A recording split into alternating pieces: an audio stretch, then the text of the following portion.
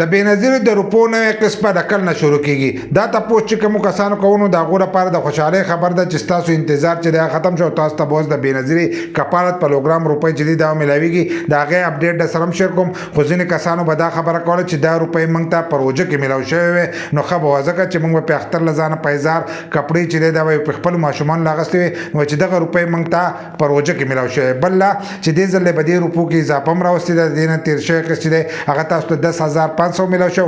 دې ځل به تاسو ته 13,500 روپۍ چې دي دا به تاسو ته میلاویږي. خو په دې روژه کې د سره وجې نه شروع نه کړو. د دې نه مخکې موږ تاسو ویلو چې په روژه کې چې دی دوه قسمه ریلیف چې دی هغه چلېدل، لکه یو د رمضان ریلیف چې کوم یو 5,000 روپۍ وي، یو 10,000 روپۍ. 10,000 روپۍ چې دي هغه د وزیر اعلی له طرفه وي، او 5,000 روپۍ چې دي دا د وزیر اعظم د طرفه چې دا په ټول ملک کې چې دی دا ورکړی کېدي. د وزیر اعظم دا چې دا په ټول ملک کې 40 لک کسانو نه چې دی دغه ورکړی کېدي.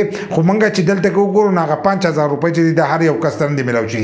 لکه په کلي کې 2-3 کسانو ته چې دی دغه میلاو شوي د وزیر اعظم د طرفه 40 لک کسان میلاو شوي دي، خو پته د هغه 15,000 روپو چې دی د هغې هم ونه لګېدله.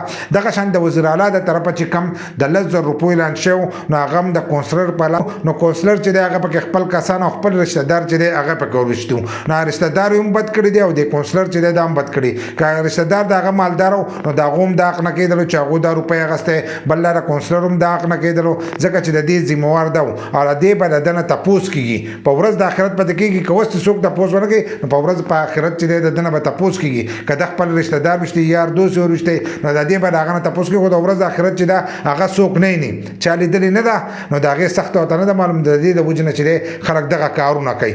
رشته دار هم دغه کار کړی چې دغه روپۍ اخیستې دي او ده هم دغه غلطي چې دی دغه کړې ده. خو ځینې کسان دا تپوس کوو چې نوی قسط به د کل نه شروع کېږي. نوی قسط چې دی هغه د دې د وجې نه چې دی لیټ شوی. بل لا تاسو راته دا ووایئ چې تاسو 15,000 روپۍ راغستې دي که نه دي راغستې، او بل لا چې د وزیر اعلی د طرفه کم 10,000 روپۍ دي چې دغه یو راغستې دي که نه دي. د دې په باره کې لاندې په کمنټس کې چې دی دا ووایئ. خو کومو کسانو چې دا تپوس کوو چې د بېنظیري کفالت پروګرام نوی قسط به د کل نه شروع کېږي، نو نوی قسط چې دی د هغې تیاري چې ده هغه اوس مکمل شوې ده. اوس په تاسو ته دغه نوی قسط چې دی دا میلاویږي. 7 اپریل چې دی د هغې لپاره ورکړی شوی دی چې هغې نه به زموږ تیاري مکمل شوې. تاسو ته به دغه روپۍ چې دي دا به تاسو ته میلاویږي. خو اکثر چې دي تاریخ ورکوي نو په هغې کې ورځ نیمه چې ده هغه لږ اکثر لیټ کېږي. نو د پیر د ورځې نه به انشاءالله تاسو ته دغه قسط میلاویږي. کېدای شي که لږ لیټ شي د جمعرات ورځې له لاړ شي. یو خو دا پیر دی اوس خو دا چوټیان دی، خو کله چې دا چوټیانې ماتې شي نو د پیر د ورځې نه به دغه روپۍ چې دي دا به تاسو ته میلاویږي. او دا لیټ شوی چې دا د دې د وجې نه لیټ شوی چې دغه 15,000 روپۍ هم شروع وي او دا 10,000 روپۍ هم شروع وي. نو په روژه کې د دې د وجې نه دغه روپۍ چې دي دا ورنه کړې نو تاسو ته به دا وس چې دی د پیر د ورځې نه انشاءالله چې دا قسط به میلاویږي. ځکه د هغو چې کومه تیاري ده نو هغه به د پیر ورځې لا مکمل شي او تاسو ته به د پیر د ورځې نه دا قسط چې دی دا به تاسو ته میلاویږي. که په دې کې بیا نوی اپډیټ راغی نو هغه بیا موږ ستاسو سره شیر کوو.